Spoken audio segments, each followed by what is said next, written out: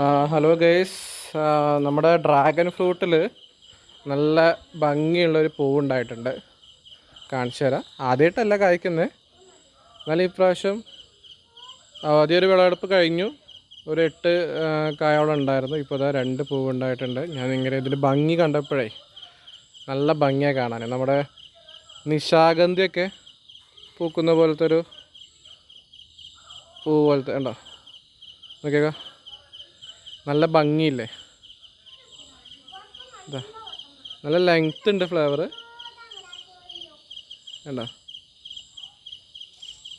നിശാഗന്ധി അതായത് രാവിലെ ആകുമ്പോഴത്തേക്ക് ഇതാകെ വാടിപ്പോവും കണ്ടോ.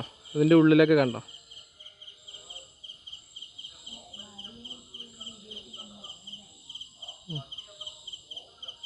ഞാൻ ആദ്യമായിട്ട് കാണുന്നവർക്കേ അപ്പം അധിക പേരും കണ്ടിട്ടുണ്ടാവില്ല. രാത്രിയാണിത്, വൈറ്റ് ഫ്ലവേഴ്സ് അല്ലേ, അപ്പോൾ രാത്രി ആകുമ്പോഴാണ് ഇതൊക്കെ പൂക്കുക. രാവിലെ ആകുമ്പോഴത്തേക്ക് ഇത് വാടുകയും ചെയ്യും.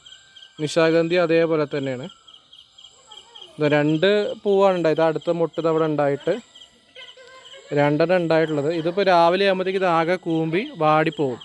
എന്നിട്ട് കണ്ടോ ഇതാ ഇവിടെയാണ് ഇവിടെ ആയിട്ട് ഇങ്ങനെ ഒരു കായ പോലെ ഇങ്ങനെ ഡെവലപ്പ് ആവും.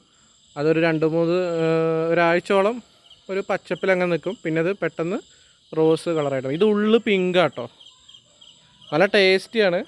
നല്ലോണം പഴുത്തിട്ട് പറിക്കുകയാണെന്നുണ്ടെങ്കിൽ നല്ല ടേസ്റ്റിയാണ്. നമ്മൾ കടയിൽ നിന്ന് വാങ്ങുന്നതൊന്നും അത്ര ഉള്ളു പിങ്ക് ഉള്ളതൊന്നും അത്ര ടേസ്റ്റ് ഉണ്ടാവില്ല. അത് ഈ കളർ മാറുമ്പോൾ തന്നെ പറിച്ച് വിൽക്കാൻ വേണ്ടിയിട്ടല്ലേ. നമ്മളെ വീട്ടിലാവുമ്പോൾ നല്ലവണ്ണം പഴുത്തിട്ട് പറിക്കുമ്പോൾ നല്ല ടേസ്റ്റ് ഉണ്ടാവും. വേണ്ട നല്ല ഭംഗിയില്ലേ.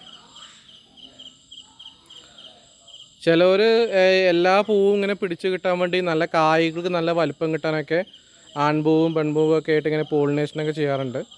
ഇവിടെ അതിൻ്റെ ഒന്നും ആവശ്യം വന്നിട്ടില്ല. ഇപ്പോൾ കഴിഞ്ഞ പ്രാവശ്യം ഇപ്പോൾ ഒരു 2 മാസം മുന്നേ ഒരു 7 എണ്ണം കിട്ടി. ഞാൻ അതിൻ്റെ ഭംഗി കണ്ടപ്പോൾ നിങ്ങളൊന്ന് കാണിച്ചു തരാൻ വേണ്ടിയിട്ടേ. എങ്ങനെയുണ്ട്? ഇഷ്ടമായില്ലേ?